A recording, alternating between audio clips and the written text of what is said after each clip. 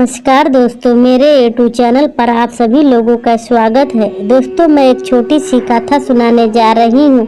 कृपा करके मेरी कथा को पूरा सुने, रह जाने। आधा अधूरी कथा न सुने। आधा अधूरी कथा सुनने से आधा ही ज्ञान मिलता है, पूरी कथा सुनने से पूरी ज्ञान मिलता है। कथा को जब भी सुने, पूरी ज्ञान प्राप्त करे। अगर मेरी कथा अच्छी लगी तो वीडियो को लाइक करें, चैनल को सब्सक्राइब करें, कमेंट बॉक्स में हर हर महादेव लिखें। महादेव के नाम लिखने से, बोलने से घर में जो भी संकट विपदा आती है वो टल जाती है। इसीलिए महादेव के नाम लिखिए और बोले। चलती हूँ छोटी सी कथा की ओर। एक समय की बात है, घरेली गांव में एक जेठानी और देवरानी रहती।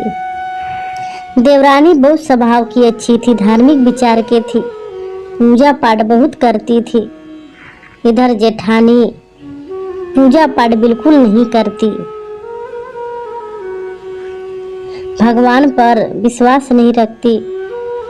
देवरानी जब भी पूजा पाठ करती, जेठानी उसे टोकती और बोलती, तुम पूजा पाठ क्यों करती है?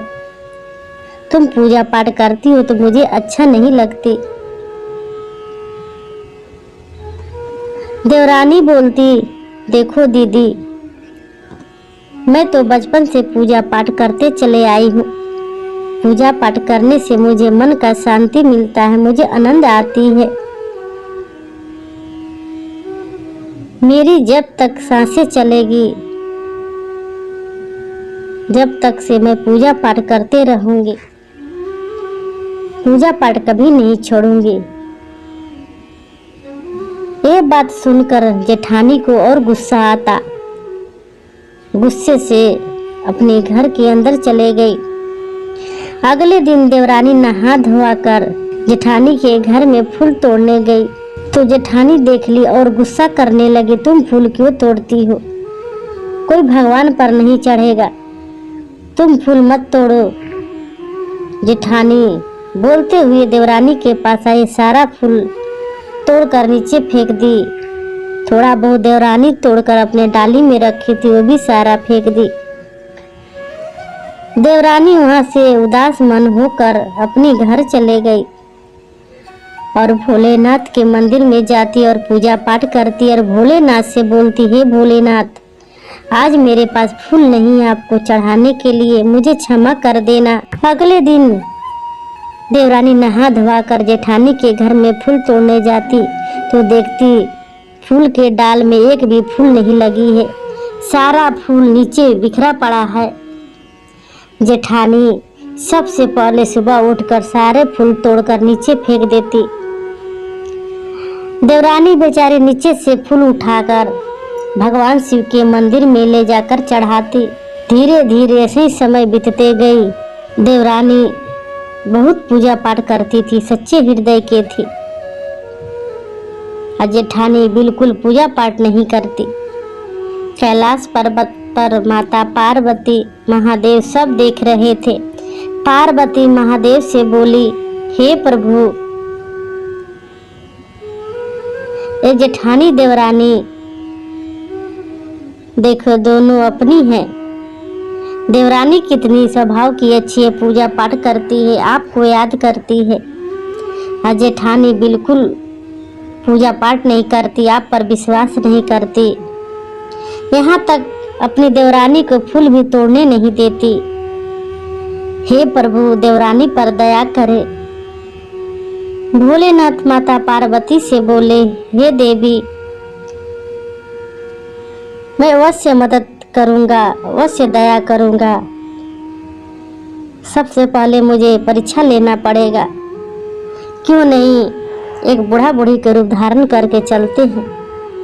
माता पार्वती भोलेनाथ एक बूढ़ा बूढ़ी के रूप धारण करके धरती लोक चले गए। इधर जेठानी और देवरानी कुएं में पानी लेने जा रही थी। वो रोज दोनों जेठानी देवरानी कुएं में पानी लेने जाती। पानी लेकर वापस लौटती है तो देखती है रास्ते में एक बूढ़ा एक बूढ़ी बैठे हैं। बूढ़ा बोलता, बेटी मुझे पानी पिला दो, मुझे बहुत तेज प्यास लगी है। जेठानी बोली, इतनी धूप में मैं कैसे कैसे पानी लेने कुइयां में आई। मैं जाऊंगी बुढ़ा को पानी पिलाने, कभी नहीं हो सकता। मैं खुद थकी हुई हूँ, मैं पानी कभी नहीं पिला सकती। तभी बुढ़िया बोली, बेटी तुम पिला दो पानी, भगवान के लिए पिला दो, मुझे बहुत प्यास लगी है। मैं बूढ़ी हो गई हूँ, कुएं से पानी नहीं निकाल सकती। देवरानी बेचारी आकर बुढ़ा बूढ़ी को पानी भर पेट पिलाई और वहां से जाने लगी। तभी बुढ़िया बोली, बेटी तू मुझे पानी पिलाई है, मुझे प्यास मिटाई है, भगवान तुझे भला करे। बेटी मेरे थोड़ी दूर में एक झोपड़ी है, उस झोपड़ी में एक मटका पानी रख देना बेटी। देवरानी बोलती, ठीक है बूढ़ी माँ, जब भी मैं पानी के लिए आऊंगी कुएं पर, एक मटका पानी आपके झोपड़ी में रख दिया करूंगी। इतना बात बोलकर देवरानी वहां से चले गए। जेठानी मुंह बिचकाती और अपने मन में सोचती कि बड़ी आई है बूढ़ा बूढ़ी को पानी पिलाने के लिए, अच्छा बनती है, अच्छा के दिखावा करती है। जेठानी भी मुंह बिचकाते हुए पानी लेके अपने घर गई। फिर अगले दिन दोनों जेठानी देवरानी कुएं पर पानी लेने आई तो देवरानी 2 मटका पानी भरती, एक मटका अपने घर के लिए, एक मटका बूढ़ा बूढ़ी के लिए। जाते समय रास्ते में बूढ़ा बूढ़ी को झोपड़ी पड़ता, ले जाकर एक मटका रख देती और अपने घर चले जाती। फिर अगले दिन कुएं में पानी भरने जेठानी और देवरानी आती तो देवरानी 2 मटके पानी भरती, एक मटका ले जाकर बूढ़ा बूढ़ी की झोपड़ी में रख देती, एक मटका पानी अपने घर लेके चले जाती। अब देवरानी जब भी पानी लाने जाती 2 मटका पानी लेकर आती। एक दिन पानी लेने कुएं में गई तो पानी भर के आ रही थी तो दोनों बूढ़ा बूढ़ी रोड के किनारे बैठे थे। तभी देवरानी बोली, बूढ़ी माँ आप इधर क्यों बैठी हो, मैं तो रोज आपके झोपड़ी में पानी छोड़ देती हूँ। तभी बूढ़ी माँ बोली, बेटी अब मैं अपने घर जा रही हूँ, मैं जहाँ पर रहती थी वहाँ पर बाढ़ आ गई थी, मेरा घर डूब गया था, अब पानी सूख गया है, मैं अपने घर जाऊंगी। आज के बाद मेरे झोपड़ी में पानी ले जाकर मत देना, और तुझे मैं कुछ देना चाहती हूँ। इतना बात सुनकर जेठानी सोची, ये बुढ़िया क्या देना चाहती है, लगता है कोई धन छिपा कर रखी वो देना चाहती है। तभी जेठानी बोली, क्या बूढ़ी माँ मुझे नहीं देगी, मैं तो पानी नहीं पिलाई हूँ, आपको मदद नहीं की हूँ। तभी बूढ़ी माँ बोली, देखो बेटी पानी पिलाई है या नहीं पिलाई है, मदद की हो या नहीं की है, तुझे भी मिलेगा। हर इंसान को अपना कर्मों का फल मिलता है, तेरा भी कर्म का फल मिलेगा और इसे भी मिलेगा। बुढ़िया के पास 2 मटका था, एक सोने के मटका में सोना भरा हुआ था, एक मिट्टी का मटका था उसमें आटा भरा हुआ था। दोनों मटका कपड़े से ढका हुआ था। बुढ़िया बोली, देखो ये दोनों मटका में से कौन ले लो, ये 2 मटका है, तुम लोग दोनों मटका से जो चाहो ले लो। जेठानी सोने की मटका उठा ली, देवरानी बेचारी आटे वाली मटका जो मिट्टी का मटका था वो उठा ली। उठा कर जाने लगी, तभी बूढ़ा बूढ़ी बोले, देखो जाकर अपना घर ही खोलना। वहां से बूढ़ा बूढ़ी चले गए। जेठानी देवरानी अपने घर जाती है तो जेठानी खूब खुश होती है मैं पानी नहीं पिलाया, मदद नहीं की बुढ़िया को, फिर भी बुढ़िया मुझे सोना के घड़ा दी। इसको पानी पिलाई, मदद की, रोज पानी इसके घर में छोड़ती थी, फिर भी इसको मिट्टी का घड़ा दी। खूब सोचकर हंस रही थी।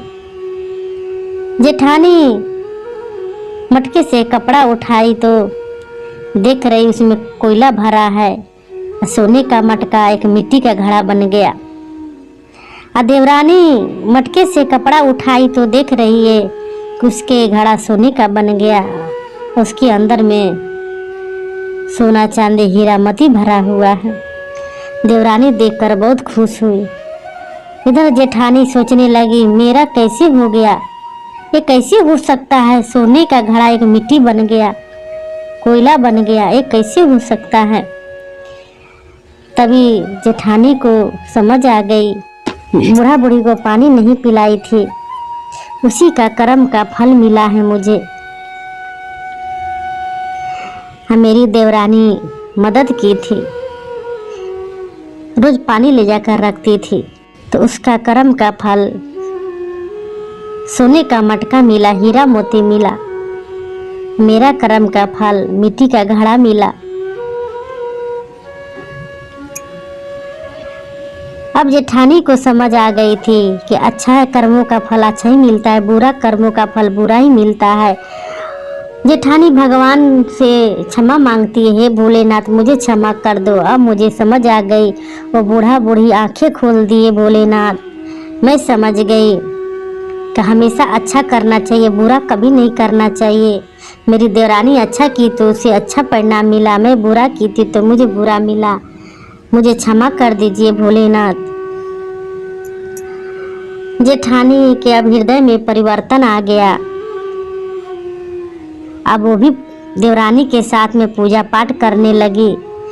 कोई भी मदद मांगता उसको मदद करती, उन पर दया करती, क्योंकि जेठानी के हृदय में भी परिवर्तन आ गया था। अब देवरानी जेठानी दोनों साथ में पूजा पाठ करती, शिव जी के मंदिर में जाती। जेठानी बोलती अपनी देवरानी से कि जितना फूल तोड़ना है तोड़ लेना।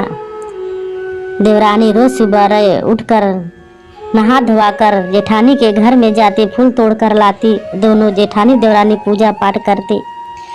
उधर कैलाश पर्वत माता पार्वती सब देख रहे थे।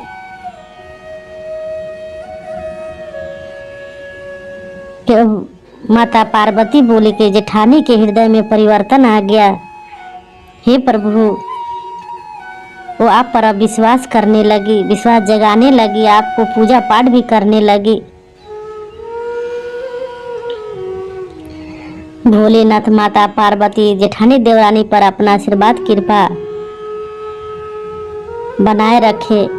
देखिए, कभी भी अपने मन में घमंड नहीं करना चाहिए, अहंकार नहीं लाना चाहिए। लोगों को मदद करे, गरीबों को मदद करे, प्यासे को पानी पिलाए, भूखे को रोटी खिलाए। मेरे भोलेनाथ पल पल परीक्षा लेते हैं। मेरे भोलेनाथ किस भेष में आकर परीक्षा लेने लगते हैं, आप और हम जान नहीं पाते हैं। इसीलिए मैं कहती हूँ, कोई भी दरवाजा पर आए ठुकराए नहीं, उसे भगाए नहीं, उसे दया करे, सहारा बने, उसे कुछ ना कुछ देकर वहाँ से भेजे। वो कुछ लेकर जाता है तो उसके मुंह से दुआ ही निकलता है, आशीर्वाद ही निकलता है। तो हमेशा कुछ ना कुछ अपने दरवाजे से देकर ही भेजे। मेरे भोलेनाथ माता पार्वती बहुत प्रसन्न होते हैं। मैं अपनी कथा यही से समाप्त करती हूँ। मेरी कथा अच्छी लगी तो वीडियो को लाइक करें, चैनल को सब्सक्राइब करें। फिर मिलूंगी अगले वीडियो में। नमः शिवाय, नमः शिवाय, नमः शिवाय।